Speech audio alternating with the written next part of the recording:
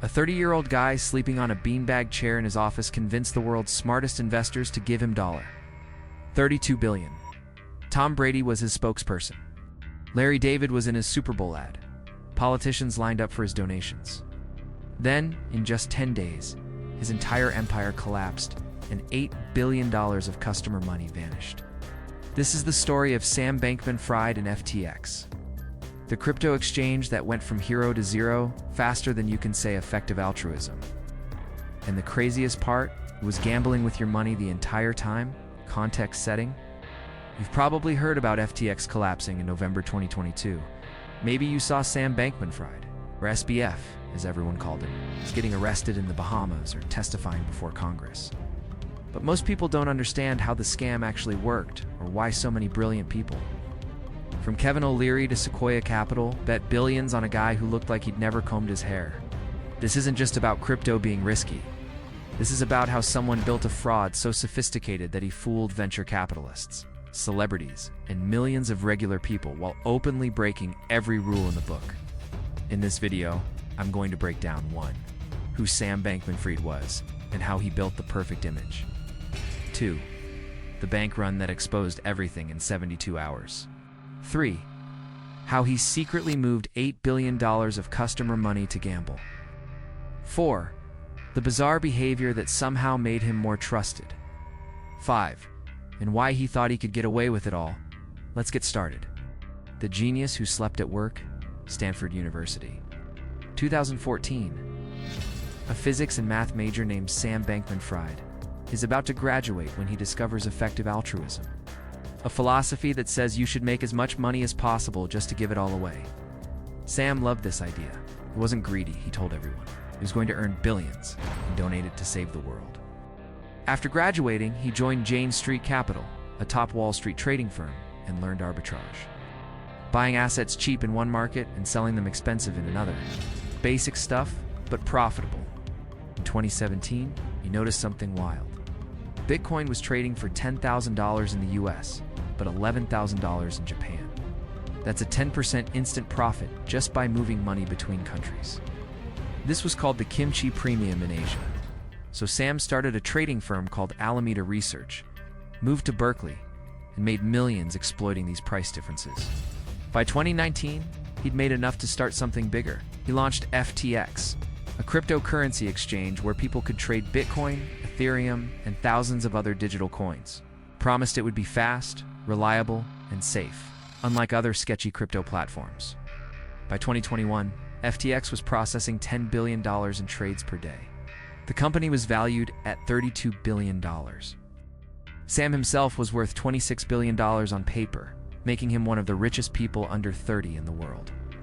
He moved the company headquarters to the Bahamas, lived in a $30 million penthouse with 9 roommates who were also his executives, and cultivated an image as the nice guy of crypto, sleeping on a beanbag, driving a Toyota Corolla, and pledging to give away his fortune. But behind the scenes, Sam was running the biggest fraud in crypto history, and it was all about to explode. The house built on nothing. Now, let's talk about how FTX and Alameda Research were supposed to work.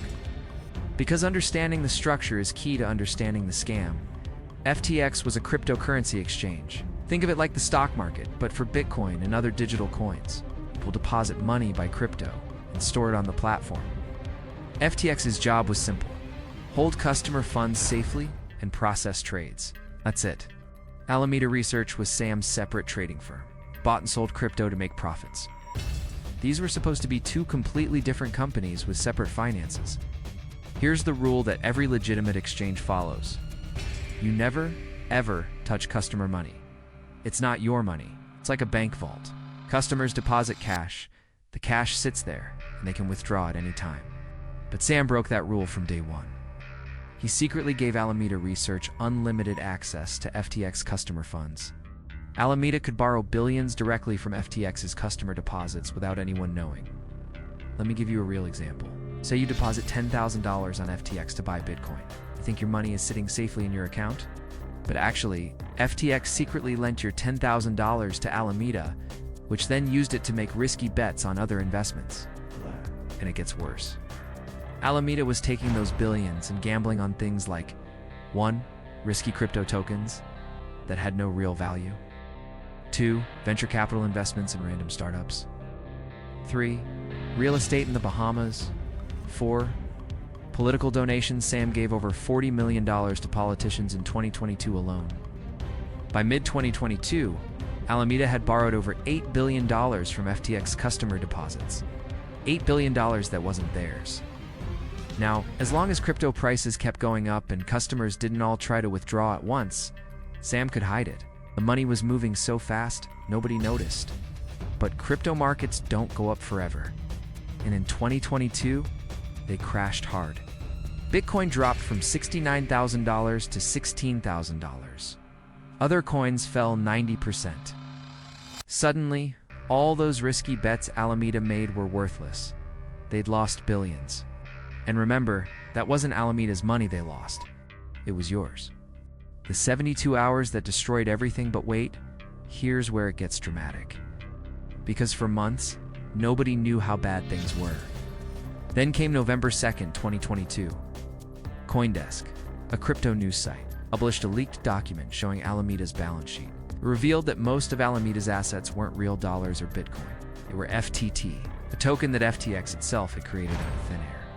Think about that. It's like if your bank said, "We're totally safe. We have $10 billion in assets." But then you discover most of that is monopoly money, the bank printed in the basement. The crypto world panicked.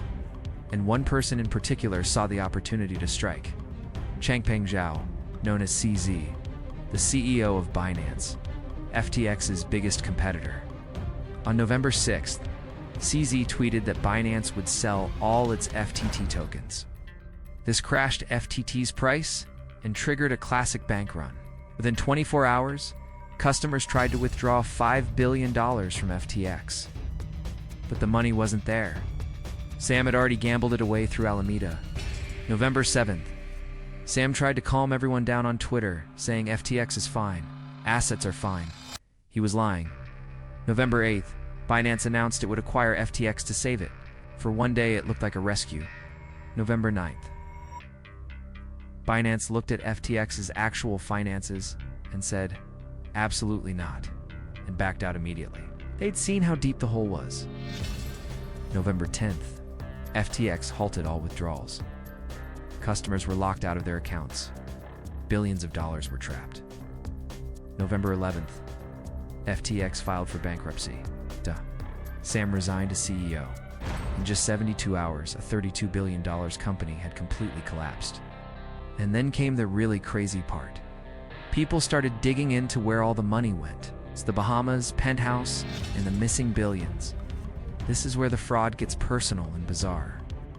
After FTX filed bankruptcy, investigators discovered that Sam and his inner circle, including his girlfriend Carolyn Ellison, who ran Alameda, had been living like crypto royalty in the Bahamas. They all lived together in a $30 million penthouse. Not just Sam, but his top executives, about 10 people total. They called themselves effective altruists, while spending customer money on $1,300 million worth of Bahamas real estate. 2. Private planes. 3. Political donations to buy influence. 4. Venture investments in hundreds of startups. 5. Sponsorships. They paid $135 million to rename the Miami Heat's arena FTX Arena 6. Super Bowl ads featuring Larry David and Tom Brady. But here's what's truly wild. Sam's behavior made him more trusted, not less. He dressed like a slob, wore cargo shorts to meetings with billionaires, and said he only needed $100,000 a year to live. He played League of Legends during investor calls. He said he'd give away 99% of his wealth. This made him seem authentic, like he wasn't motivated by greed. Investors thought, this guy doesn't even care about money. He must be legitimate. Meanwhile, he was stealing $8 billion. Carolyn Ellison, his girlfriend who ran Alameda, later testified that Sam directed her to use FTX customer funds for Alameda's trading. She kept 2 sets of books, one real, one fake, to hide the fraud from investors. Text messages revealed that Sam knew exactly what he was doing. In one message, he called regulations dumb and said he was only being nice to regulators to win them over. The most damning evidence? FTX had virtually no internal controls. There was no accounting department. no board oversight, customer funds weren't segregated. It was run like a college dorm, not a financial institution handling billions. When FTX collapsed, they couldn't even figure out how much money was missing because the records were so messy. The trial and the takeaway. December 2022, Sam was arrested in the Bahamas at his parents' request. Yes, really. He was extradited to the US and charged with wire fraud, securities fraud, and money laundering. But even after being charged, Sam went on a bizarre media tour. He did interviews with the New York Times, gave talks, tried to explain that it was all just a mistake, that he got confused about where the money was. His defense? I didn't know Alameda was borrowing that much from FTX. I wasn't paying attention. Nobody bought it. The trial began in October 2023. Prosecutors brought receipts, text messages, testimony from Caroline Ellison and other executives who flipped on him. Caroline testified that Sam explicitly told her to use customer funds. Other executives confirmed Sam controlled everything. On November 2nd, 2023, exactly 1 year after the scandal broke, Sam Bankman-Fried was convicted on all 7 counts of fraud. He faces up to 110 years in prison. But here's what really matters. While Sam goes to prison, most customers will never see their money again. Billions are just gone. Some of it went to bad investments that are now worthless. Some went to real estate that will be sold for pennies on the dollar. Political donations can't be clawed back. FTX's bankruptcy team has recovered some funds. But customers are looking at getting maybe 10 to 30 cents on the dollar if they're lucky. Meanwhile, the celebrities and investors who promoted FTX are facing lawsuits. Tom Brady, Gisele Bündchen, Steph Curry. They all face legal action for endorsing FTX without disclosing how much they were paid. So in conclusion, Sam Bankman-Fried built a $32 billion crypto empire by pretending to be the good guy, then secretly stole $8 billion of customer money to gamble on risky investments by influence and fund a luxury lifestyle in the Bahamas. He fooled the smartest investors in Silicon Valley, convinced celebrities to promote him, and cultivated an image as an effective altruist who just wanted to save the world. But it was all a lie. And when crypto prices crashed, the whole house of cards collapsed in just 72 hours. The FTX story isn't just about crypto being risky. It's about how someone can commit massive fraud in plain sight by having the right image, the right connections, and the right story. Because at the end of the day, Sam wasn't a genius trader or a visionary. He was just a guy who discovered that if you look weird enough, talk about saving the world enough, and get famous people to vouch for you, you can steal billions before anyone asks to see the actual books. Help us expose more financial frauds by becoming a member. If you want me to break down the Theranos medical scam, the WeWork collapse, or how Madoff stole $65 billion, drop a comment and hit that subscribe button. What's the biggest red flag you see in crypto today? Let me know below. Thanks for watching, and remember, if someone promises you the world while sleeping on a beanbag, maybe check where your money actually is.